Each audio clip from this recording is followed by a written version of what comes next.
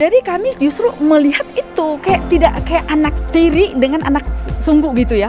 Kalau dianalogkan ya, kenapa harus dianaktirikan vaksin dari anak bangsa kita gitu?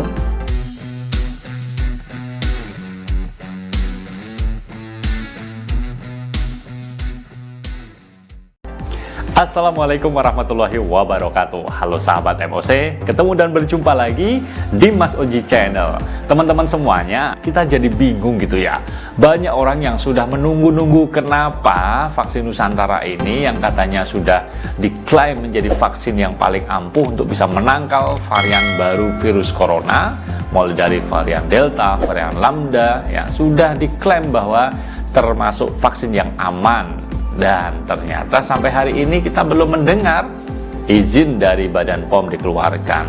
Kenapa Badan POM sampai dengan hari ini masih belum memberikan restu terhadap vaksin Nusantara karya anak bangsa yang digagas oleh mantan Menteri Kesehatan Dr. Terawan ini. Dan akhirnya sampai dengan hari ini teman-teman semuanya kita masih berpolemik tentang vaksin Nusantara.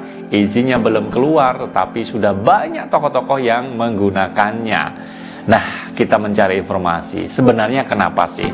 Ternyata ini dia alasannya. Kali ini kita ingin mengulas secara singkat kenapa vaksin Nusantara sampai dengan hari ini belum juga mendapatkan izin dan restu dari Badan POM. Kita simak yang berikut ini. Sahabat MOC sekalian, vaksin Nusantara yang diinisiasi oleh mantan Menteri Kesehatan Dr. Terawan Agus Putranto sampai hari ini belum mendapatkan izin resmi dari Badan POM. Di tengah antusias masyarakat justru semakin menimbulkan polemik panjang. Ada apa sebenarnya? Kenapa Badan POM sampai dengan hari ini masih diam?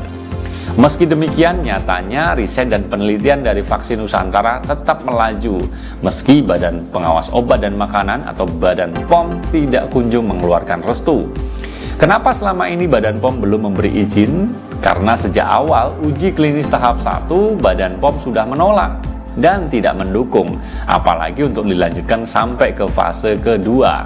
Berikut adalah cuplikan pernyataan dari Kepala Badan POM, Ibu Penny Lukito. Sebetulnya proses kenapa Badan POM selama ini masih diam, tidak memberikan balance terhadap berbagai klaim yang sudah disampaikan oleh para tim peneliti bersama sponsornya, karena kami mengikuti kaidah penelitian. Pertama mungkin kembali lagi ke etikal dari pelaksanaan uji klinik ini ya. Nah, pada saat pertama perumusan protokol adalah suatu yang sudah menjadi kaidah pelaksanaan uji klinik ya, dari obat atau vaksin itu ada tahapan preklinik, karena itu adalah tahapan etika ya. Jangan sampai kita memaparkan pada manusia suatu produk yang belum terjamin aspek keamanannya. Jadi di awal itu harus ada preklinik dengan binatang, dan itu ditolak oleh tim peneliti ya.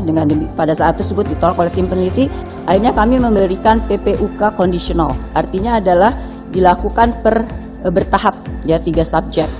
Ini sebetulnya dalam proses hearing yang sudah kami tawarkan itu, saya kira harusnya itu yang terjadi dulu ya. Jadi saya kira harusnya bukan di forum seperti ini, karena ada basisnya saintifik dan juga akan lebih fair lagi bagi kami apabila kami juga didampingi oleh tim expertnya, karena mereka yang membantu. Saya kira bukan pada tempatnya juga saya membahas hal-hal yang lebih teknis lagi yang dikaitkan dengan penelitian tersebut, karena tentunya saya sebagai pimpinan yang akan ikut memutuskan nanti apakah ini akan berproses pada tahap yang selanjutnya. Tapi kan tentunya masukan dari tim expert ini adalah menjadi basis saintifik yang akan digunakan.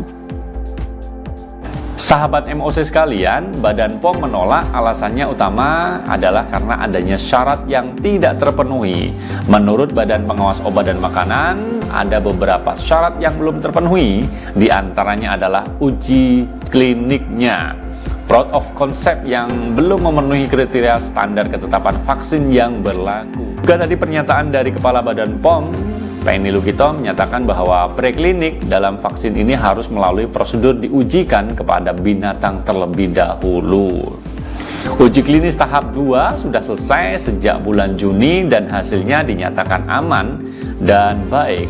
Banyak tokoh penting yang sudah bersedia menjadi relawan dan uji klinis, mulai dari Dr. Terawan sendiri, kemudian juga Abu Rizal Bakri, berikut juga istrinya, Jenderal Purnawan Gatot Nurmantio, bahkan Kepala KSP Jenderal Muldoko, juga Ketua DPD Lanyala Mataliti, serta Ibu Siti Fadila Supari, mantan Menteri Kesehatan juga ada 40 anggota DPR RI yang sudah mendapatkan vaksin dari vaksin Nusantara ini. Ya, itu tadi teman-teman semuanya, ulasan singkat tentang kenapa akhirnya kita bisa tahu alasan yang disampaikan oleh Badan POM bahwa memang sejak awal ada uji klinis tahap ke-1, fase ke-1 sudah ditolak oleh Badan POM. Kita sih nggak masalah ya, yang penting jelas aja ini apakah ada faktor yang lain yang bisa menjadikan kenapa vaksin Nusantara ini sampai dengan hari ini belum diizinkan, padahal sudah masuk ke fase kedua dari tim riset dan penelitinya. Nah, kita tunggu saja teman-teman semuanya. Kalau ditanya bagaimana caranya, ya sebenarnya secara teknis itu sebenarnya mudah saja melalui puskesmas-puskesmas yang ada. Tetapi tinggal menunggu izin edarnya dari pemerintah, dalam hal ini adalah Badan POM itu sendiri. Tetapi sampai dengan hari ini kalau Badan POM belum mengeluarkan regulasi dan perizinan, ya tentu belum bisa semua masyarakat luas merasakan vaksin ini. Padahal sudah banyak tuh yang menunggu-nunggu ya, termasuk teman-teman pastinya. Demikian teman-teman semuanya, informasi singkat, ulasan singkat tentang kenapa vaksin Nusantara belum juga mendapatkan izin. Ternyata Badan POM sendiri belum merestui. Kita tunggu saja. Terima kasih atas segala persamaannya. Saya undur diri. Tetap dukung channel ini dengan cara klik tombol like, share, dan subscribe. Sampai jumpa. Assalamualaikum warahmatullahi wabarakatuh.